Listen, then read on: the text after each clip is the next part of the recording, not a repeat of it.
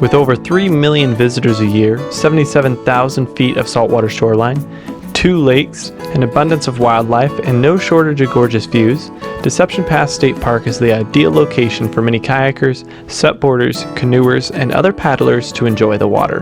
However, paddling around Deception Pass can quickly turn into a dangerous affair if you're not prepared or caught off guard. Hello, my name is Nathan Anderson. I'm a park ranger with Washington State Parks and Recreation Commission. In this video, we're going to be talking about kayak safety and paddle boarding safety around here at Deception Pass State Park. Deception Pass is the most visited park in the state of Washington. We have over 3 million visitors per year that come and visit this beautiful place.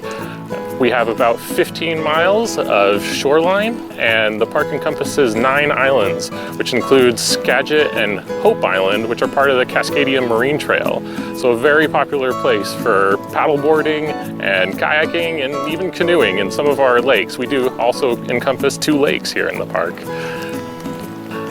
The area is known to have very treacherous waters. Waters under the bridge can go up to 9 miles per hour, which can be very difficult to paddle against or with.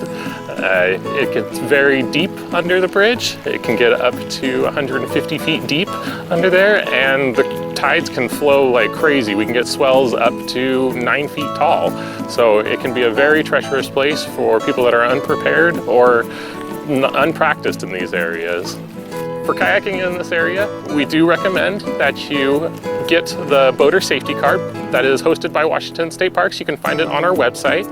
That it's not required, but we do recommend it with there's a lot of good information on there. So before you come out to this area, it's always wise to check the weather.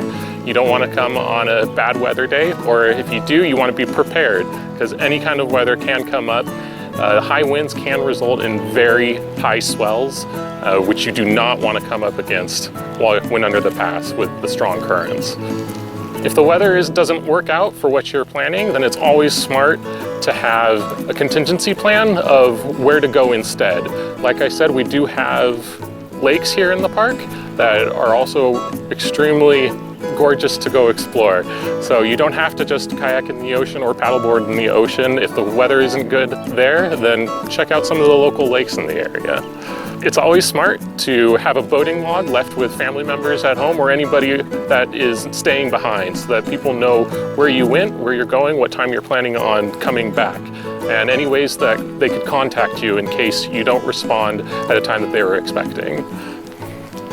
When you come out, make sure to bring more than one means of communication.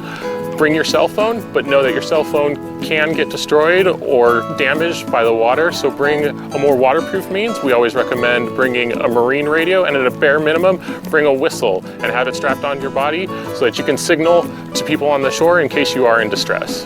Anytime you're paddleboarding or kayaking in the waters around Deception Pass, or really anywhere in the state, you are required to be wearing a personal flotation device. Personal flotation devices do come in more than one size, so make sure to check the size of them and they match your size and weight.